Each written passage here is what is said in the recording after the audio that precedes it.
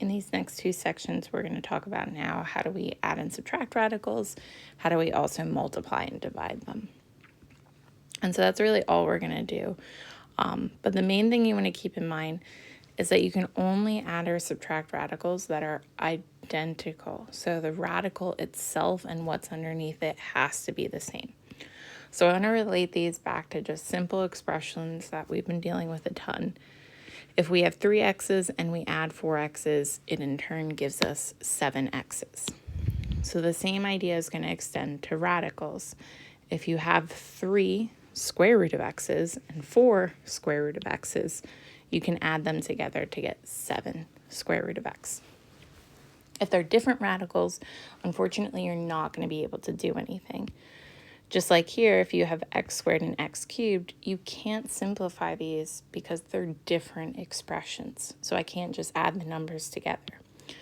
So if I have different radicals, I can't add them either. So a square root and a cube root are not identical. We can't simplify this expression. So when we're asked to add or subtract 2 radicals, it's likely that we're going to be able to do simplification on each individual radical to then be able to combine them. So really we just have a ton of examples that we're going to go through to try to make it so that we can add or subtract these things. So for the first one, we just have numbers, which is much nicer. So we're going to take the square root of 25 and subtract the square root of 81. So each of these, again, are not the same, so I cannot combine those. I can't do anything with the numbers out front. Instead, what I'm going to do is I know the square root of 25 is 5, the square root of 81 is 9. So this is really just 5 minus 9, which is negative 4. So for this one, we didn't have to make them radicals. Each of the radicals actually disappeared. For this next one, however, we've got 2 root 48 plus 3 root 75. And here, definitely, 48 and 75 are not perfect squares. And the other thing, these radicals are not exactly the same expression. So what I want to do is, again, manipulation. So I'm going to start with 48. What we can do is we can write 48 as 16 times 3. So again, you want to see if you can break it down into something that's a perfect square times another number. 16 is a perfect square, 3 is not, and you can't simplify 3 anymore. So this is going to be as much as we're able to simplify it once I take the square root. And now because of that, what it's going to tell me is I'm going to end up with a square root of 3 in the end. So likely this next one, we're also going to be able to write as 3 times something. And so 75 we can actually write as 25 times 3, which is great. So here we can now take the square root of each thing. Square root of 16 is 4, and then we're left with a root 3. And then same thing on the second, square root of 25 is 5, and then we're left with a square root of 3. And now each of these, I can go ahead and I can combine the numbers in front by multiplication. So this is negative 8 square root of 3, and then 15 square root of 3. And now, because I have exactly the same radical, I have negative 8 of them, I'm adding 15 of them, we can go ahead and combine the numbers out front to give us positive 7 square root of 3. So if you take 15 and add negative 8, it gives us positive 7. Okay. Now, in some instances, we might not actually be able to simplify. So for this first one, square root of 6, I can't do anything with that. I can't write it as 4 times the number. I really don't have any simplification that I can do for it. And same thing with 10. I can't write 10 as 4 times a number, a nice number, or 9 times a number. So these radicals themselves are as simplified as possible, which means there's no way I can add them. So here this actually can't be simplified anymore.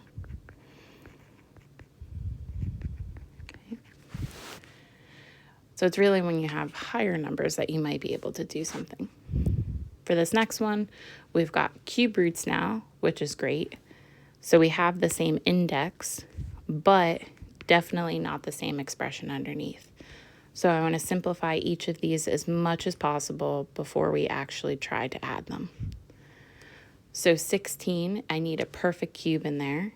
8 is a perfect cube, and 16 can be written as 8 times 2. And so again, I'm going to use this to my advantage because 16 is a simpler number to deal with. The 2 is going to be left over because the cube root of 8 will simplify to 2. So hopefully then I can write 54 as a perfect cube times 2. And we actually are. That is 27 times 2. And so now I can take the cube root of each individually. So this will leave us with 2 cube root of 2. And then the cube root of 27 is 3. And we're left with cube root of 2 again. And then the numbers out front we can multiply. So this is 4 cube root of 3 plus 3. Oh, why did I make it a 3? This is 4 cube root of 2 and then 3 cube root of 2. And now we can go ahead and we can add these together. And in total we have 7 cube root of 2's. Okay. All right, so now let's step it up a little bit and let's try to work with variables. And we want to see, can we ultimately add or subtract these? And the very first one, if I look at the second piece, they both have a 1 as an exponent and the index is 4. So there's definitely no simplification we can do there. But if I look at the first one, I have x to the 5th, which is definitely a bigger power than 4. So I am able to simplify this a little bit at least. So what I'm going to do on the inside is I'm going to break that x to the 5th down as x to the 4th times x to the 1st. And then the y just stays there. And then here we have 2x, 4th root of x and y. And again, I can't do anything because the power on both of those is 1, the index is 4. But now over here, the 4 and 4th root will cancel each other out and just leave us with an x. And then these other two pieces will stay inside the radical. Okay. And now we're in a much better position because I have the exact same radical for both pieces. So what we can actually do is we can just combine what's in front of them. We have 3x minus 2x, and then we have this radical attached. So it's kind of like you're factoring out this quantity. And now the front, 3x minus 2x, gives us a single x times our radical. And that is as simplified as we can possibly make it. All right. For this next one, got to do the same thing. So I look at the first one, they definitely don't have the same number, but I probably can break them down a little bit. If I look at the exponents, this one has a 3 and a 1, which is smaller than 4, so nothing we're going to be able to do there. But I have a 7 and 5, so we are able to simplify the exponents on this second piece. So let's start by trying to work with the numbers. 625, we can actually write as a number to a 4th power. And that's actually going to be 5 to the 4th. And then again, the s cubed and the t to the 1st, can't simplify those anymore. For the second piece, we have 81, which we do know how to deal with. That gives us 3 to the 4th. And then our t to the 7th, I want to take 4 of them out to cancel. So that's going to give us s to the 4th times t times s to the 3rd. And then for our t to the 5th, I want to take 4 of them out as well to give us t to the 4th and t. Okay.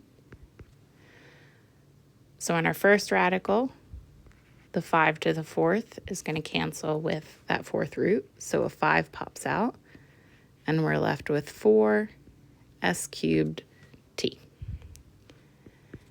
In the second piece, we're going to have a 3 that pops out, an s that pops out, and a t that pops out, because the 4th power will cancel with that 4th root. So we're left with 3 s t, and then the remaining is s cubed and t. And this is where we're sitting good because now my radical that's remaining is identical for both pieces. So again, we're just going to add the things in front of them. So we have a 5 and a 3st. We're just going to add those together, and we're left with the 4th root of s cubed t. And then unfortunately from here, can't do anything because I can't combine those. This can't be simplified anymore. So this is as simplified as we can possibly get. All right, so let's try one more of these, and then we just have one more example after this, which is going to be a big mistake that tends to happen with radicals. So for this first one, we want to do square root of 12 over 16 plus square root of 48 over 64. And so again, to be able to add these, we definitely need the same denominator. And I definitely cannot simplify this completely because 48 and 12 are not perfect squares. So hopefully we can get the same root popping out of each of those. So to make life a little bit simpler, I'm going to go ahead and take the square root of the numerator and denominator separately. Because thankfully for us, 16 and 64 are perfect squares. So the bottom here will become 4, and the bottom here will become 8. Now for the numerators, we're going to try to see if we can break them down even more. And 12 we can break down. It's divisible by 4, which is a perfect square. So we can break it down as 4 times 3. And then for 48, I'm hoping we can write it as a 3 because that's what's going to be left over. And thankfully we can. 48 is 16 times 3. So now I can take the square root of each piece under that radical individually. So this leaves us with 2 root 3 over 4. And then over here, that leaves us with 4 root 3 over 8. Now you have a couple ways from here as to where you can go, but we do want to try to add these together. But unfortunately, they do not have the same denominator at this point. So what I need to do is I need an 8 in the bottom here. So I'm going to times top and bottom by 2. And that leaves us with 4 root 3 over 8 plus 4 root 3 over 8. Okay. And now because they have the same denominator, we can go ahead and add the numerators. And 4 root 3 plus 4 more of them gives us 8 root 3 in the numerator, 8 in the denominator. And then luckily for us, the 8's cancel and just leave us with square root of 3. And that we cannot simplify anymore. What we could also do at this step instead is that first piece.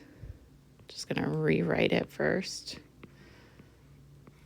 Both of these actually simplify. So 2 over 4 simplifies to 1/2. And also 4 over 8 simplifies to 1/2.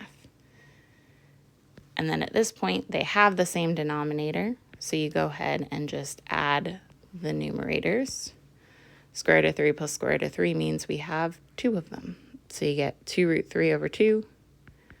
And again, 2's cancel and leave you with root 3. So either way, fine. Again, lots of options to end up getting to the same place. Okay. So I just have one more example. We're going to go through a couple parts. And what we want to do is we want to evaluate each of these expressions. And then we're going to actually use real numbers. So we're going to let a be 3 and b equal 4. And the first thing I want to do is I want to evaluate what this expression is. So if I plug in a is 3, that gives us the square root of 3 squared plus 4 squared for b. 3 squared is 9, 4 squared is 16. We've got to add those together to give us 25. And then square root of 25 is 5. Now I want to go ahead and evaluate this expression.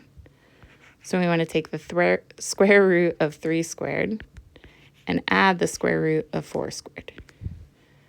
Square and square roots really just cancel and give us 3 plus 4. So this expression gives us 7 in the simplification. Okay. So the reason I do this problem is the number one mistake that happens is when we're adding under a square root, we like to split the square root. But these two are not equal to each other. Okay. So just by doing numbers over here, if I take the square root of 3 squared plus 4 squared, I got 5. If I split that, I got 7. 5 and 7 are not the same thing, so I cannot do this. In general, you cannot say the square root of 3 squared plus 4 squared is 3 plus 4. This happens so many times, but this is one of the cardinal sins of math. You cannot do this.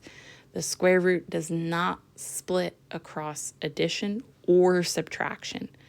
It only can split for multiplication and division.